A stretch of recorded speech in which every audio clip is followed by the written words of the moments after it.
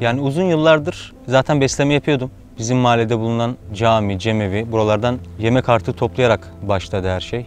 2 kovayı alıyordum elime. O zaman arabam da yoktu. Yürüyerek gelip buradaki çocuklara dağıtıyordum.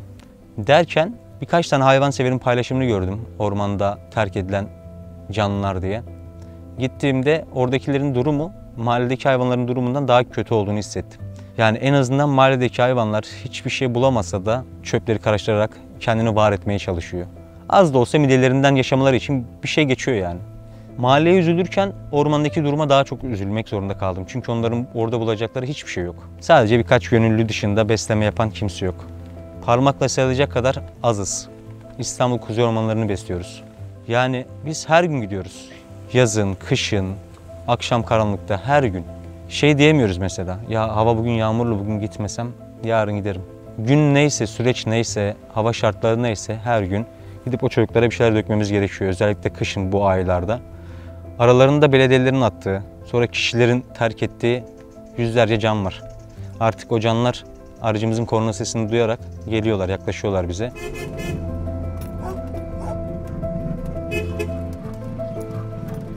Bazen kuru mamalarımız az oluyor, 5 paket oluyor, bazen 15 paket oluyor.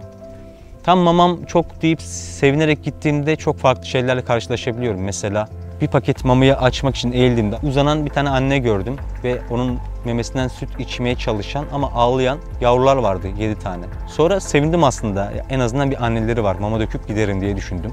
Sonra kafamı eğip baktığımda annenin gözleri sönük, meme uçları iltihaplanmış, anne ölmüş, yavruları o iltihaplı meme uçlarından süt içmeye çalışıyorlar ki içemedikleri için de maalesef açlıktan ağlıyorlar, bir çaba sarf ediyorlar. Bir şey anlatmak istiyorlar ama onlar orada duyacak hiç kimse yok. Oysa bizden önce onlar vardı, hayvanlar vardı. Aslında biz onların yaşam alanına girmiş olduk ve müdahale ettik. Ve onları istemedik. Açlıkla sınanan bir birey kendini var etmek için hırsızlık yapabilir, haksızlık yapabilir, kendi yaşamını sürdürebilir ama bir hayvan maalesef bunu yapamıyor. Açlıkla sınanıp açlıkla ölüyorlar. Düşünebiliyor musunuz? Bugün bizim gittiğimiz bazı yerlerde bırakın mamayı, bir lokma içecek suları yok. Yazın Kur'an'da su taşıyoruz 300 litre her gün.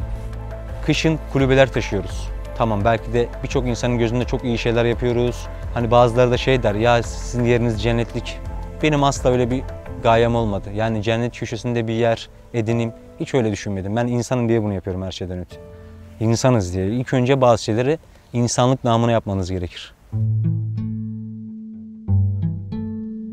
Küçükken böyle köpeklerin içinde böyle uyumak istiyordum. Onlarla aynı yatağı paylaşmak istiyordum. Onların sıcaklığını hissetmek istiyorum. Kokuları çok hoşuma gidiyor. Maalesef ailemiz buna müsaade etmedi. Babam Galatasaray fanatiğidir. Bir tane köpek bulmuştum zamanda.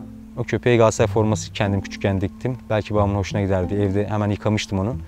Sonra babam geldi, evde köpek mi olur dedi. Bırak dedi, istemedi köpeği. Sonra bir bisikletim vardı. Bisikletle Gecekondu Mahallesi'ne indim. Sonra kucağımdan köpeği bıraktım. Hızlıca bisikletimi sürüp koştum. O köpek benim arkamdan öyle bir koştu ki o günleri mesela hiç unutamıyorum. Ne kadar cahilmişiz. Evde köpek olmaz mı? Oluyor işte. Niye olmasın ki? Evinizde eğer köpek beslerseniz, kedi beslerseniz, çocuğunuz da büyürse o çocuk o köpeğin mamasını vermesini bilir, suyunu vermesini bilir. Bir sorumluluk sahibinde olur, bir de vicdanla yetişmiş olur en azından. Yani bir hayvanın canına zarar gelmemesini de algılayabilir, insana da zarar vermez ki o çocuk. Yılın 365 gününde belki de 10 gün gitmediğim oluyordur. Gitmeyince insan içi rahat etmiyor ya. Çünkü evinizde baktığınız cana bugün mama verip yarın vermem lüksünüz olmuyorsa onlar da aynı. Onlar da can. O yüzden her gün gidiyorum ve sağ olsun insanlar bir şekilde kuru mama gönderiyorlar. Düşünsenize okullarda hayvan sevgisi dersi var, bir ders.